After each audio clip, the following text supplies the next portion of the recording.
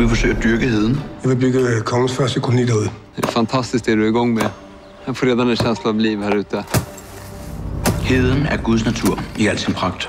Hvorfor kastrere et vildt bæst, der bare gerne vil være frit? Men har Gud netop ikke sat mennesker på jorden for at skabe civilisation? Gud er kaos.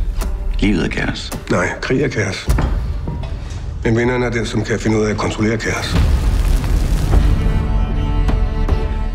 Det er min jord. Det er kongens jord. Jeg arbejder for kongen. Hold op med at tale om kongen, som om du kender ham. Han ved ikke engang, du findes. Og du kommer til at lykkes med at bygge din koloni derude? Ja. Hvis du bekriger ham, så risikerer du alt. Schenkel stopper ikke, før han er vundet. Jeg har brug for dig. Du vil bare have din adelige titel, så du kan mænge dig med de fine folk. Jeg må væk herfra.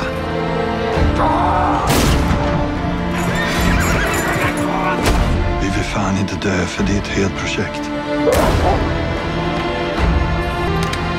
Hold dig væk fra heden. Er det forstået? Kaos, Ludvig. Livet er kaos.